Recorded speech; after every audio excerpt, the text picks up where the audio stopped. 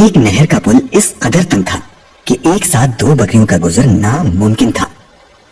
ایک دن ایک بکری اس پل پر جا رہی تھی۔ پل کے بیچ میں پہنچ کر اسے ایک اور بکری ملی۔ پہلی بکری دوسری بکری سے کہنے لگی، تم واپس چلی جاؤ تاکہ پہلے میں پل کو پار کر لوں، اس کے بعد تم آ جانا۔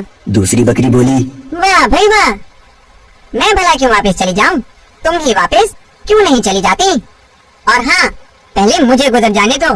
پہلی بکری نے اکڑ کے جواب دیا، تمہیں واپس جانا پڑے گا کیونکہ میں تم سے زیادہ طاقتور ہوں۔ دوسری بکری نے کہا، زیادہ تو کیا، تم تو میرے برابر بھی نہیں ہو۔ پہلی بکری کو یہ سن کر غصہ آ گیا، جھنجھلا کر بولی، اچھا، اس کا پتہ ابھی لگ جائے گا۔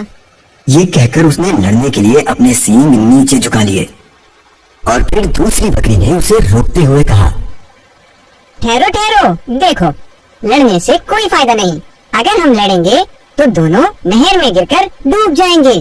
میری سمجھ میں ایک ترکیب آئی ہے، میں پل پر لیٹ جاتی ہوں، تم میرے اوپر سے گزر جاؤ۔ یہ کہہ کر دوسری بکری پل پر لیٹ گئی اور پہلی بکری آہستہ آہستہ اس کے اوپر سے گزر گئی۔ اس کے بعد دوسری بکری بھی آرام سے پل پار کر گئی۔ پیارے مدنی منو، دیکھا آپ نے، اگر یہ بکریاں لڑنے لگتی تو ان میں سے کسی کی بھی جان نہیں بچتی۔ سبق سچ یہ ہے کہ جو کام غصے سے نہیں ہوتا وہ نرمی سے ہو جاتا ہے۔